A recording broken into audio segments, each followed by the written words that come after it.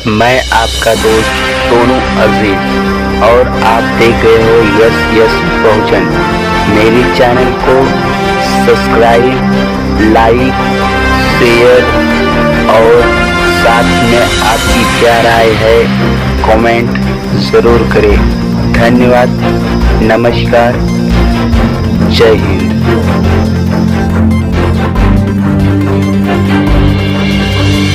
अम्बेडकर का विरोध क्यों जताया जा रहा है? ऐसा है देखो, मैं ये नहीं मानता, क्योंकि ये जब ये लोग 10-15 लोग इकट्ठे करके गए थे मेरे पास से, तो इन्होंने कहा था भाई वहाँ पर चमार सम्मेलन है और बाबा साहब अम्बेडकर की बात होगी।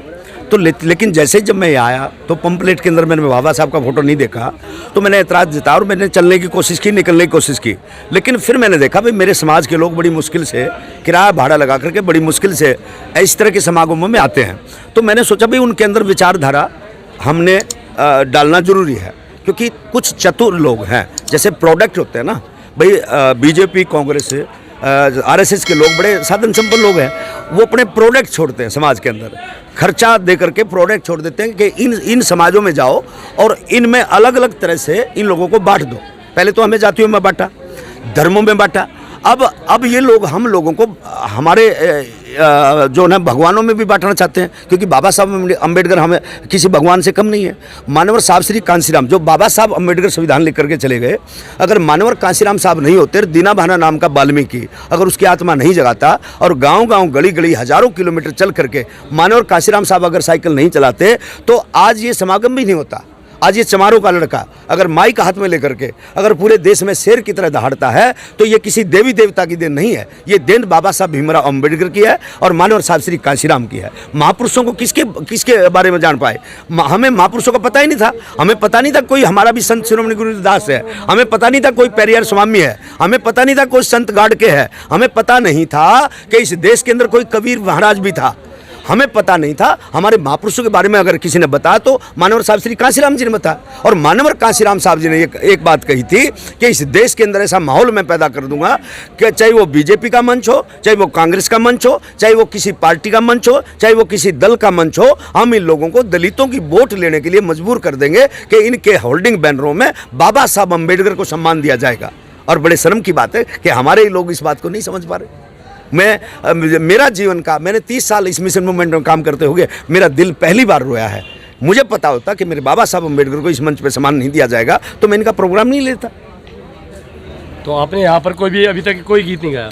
मैंने गाया गीत का, बाबा साहब के गाए, मैंने बाबा साहब के बारे में गाया। गीत गाने पे भी आपको रोका जाए? देखो कोई बात नहीं देखो ऐसा तो चलता रहता है भाई, जो मनवादी कीटाणु होगा, जो प्रोडक्ट होगा, वो नहीं चाहेगा समाज में विचारधारा हमारे महापुरुषों की जाए। क्योंकि मुझे बहुत दर्द हुआ कि हाँ, मेरा भाई जो है, जो राष्ट्रीय गायक, मिशन गायक है, अंतर्राष्ट्रीय भाई, हाँ, छोटा मोटा चमार नहीं याद कि आज वो मेरे भाई को स्टेज से उतारने का भी कोशिश किया। कोई बात नहीं, आपने वो तो देख लिया, एक चमचा आपने देख लिया भाई, उसने चलो बदतमीजी कर दी, लेकिन आपने हजारों लोग जो मुझे सुनने आए थे, वो फॉलोअर लोग थे, उनको भी तो देखो यार, ऐसे तो चलता रहेगा।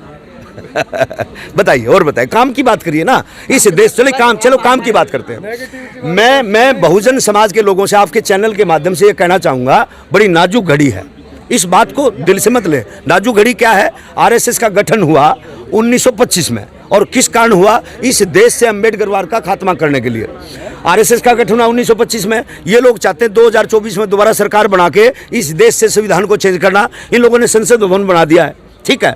अगर संसद भवन बना दिया, उसके अंदर क्या करेंगे?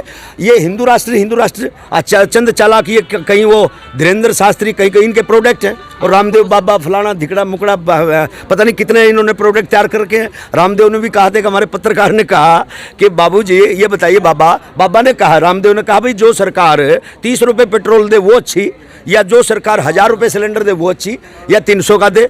लोगों ने कहा भाई 300 का दे और 30 रुपये लीटर पेट्रोल दे, लेकिन अब 1000 पार भी पेट्रोल चला गया और 100 पार सिलेंडर, वो पेट्रोल भी चला गया और 1000 पार सिलेंडर भी चला गया। तो अब उस पत्रकार ने, मोदी साहब, हाँ, पत्रकार ने पूछ लिया, अच्छे दिन आए तो हैं उनके लोग तो विदेशों में घूमते भाई, अडानी अंबानी, उनके अच्छे दिन आए, हमारे थोड़ा, उन्होंने हमारे लिए थोड़ा बोला था, अपने लिए बोला था, उनके साथ 6 दिन आ गए। तो बाबा रामदेव ने कहा अब भाई हरियाणवी में बताया, मैं भी हरियाणा से हूँ। उसने हरियाणवी में कहा भाई नहीं जवाब देता मेरी पूछ पड़ेगा। उस पूछ के ऊपर में मैंने एक सॉन्ग किया है, वो सॉन्ग भी जल्दी आपके बीच में आ जाएगा। वो गाने के बोल हैं, दिखा कितनी लंबी पूछ तेरी, अरे 1.5 आँख के काने, दिखा कितनी लंबी पूछ तेरी, अरे 1.5 आँख के काने, सलवार पहन के भाजा था जब देखे थे तेरे दाने, सलवार पहन के भाजा था जब देखे थे तेरे दाने। इस तरह से कोई समाज के साथ या कोई भी हमारे समाज के खिलाफ या हमारे महापुरुषों के लिए गंदा बोलेगा, उसके लिए मंजीत मेहरा सबसे पहले जवाब देने का काम किएगा। जैसे सपना चौधरी ने कहा, पढ़ लिख कर शानी होगी बावड़ी जात चमारों की, गद्दी बेच कर खचरी ले ली होगी मौज कुमारों की। ना तो किसी कुमार को गुस्सा आया, ना किसी बैकवर्ड को और को गुस्सा आया, ना किसी और का। मैंने उसको जवाब दिया, मैंने कहा बिन सोचे समझे सपना, अरे मुंह ने ज़्यादा खोलगी और 2 पैसे की नाचने वाली हद से ज़्यादा बोलगी। एक कंगना रनौत है, कंगना रनौत ने कहा शहीदों का मजाक उड़ा। उस नालायक लड़की ने कहा कि जो आज़ादी 1947 में मिली वो एक भीख थी, असली आज़ादी 2014 में मिली जब मोदी जी प्रधानमंत्री बना। तो उस नालायक कंगना के लिए भी मैंने लिखा, उसके लिए लिखा, शहीदों की आज़ादी को रही भीख बता नादान, और नंगा नाच दिखाने वाली तेरे मुंह पे नहीं लगाम।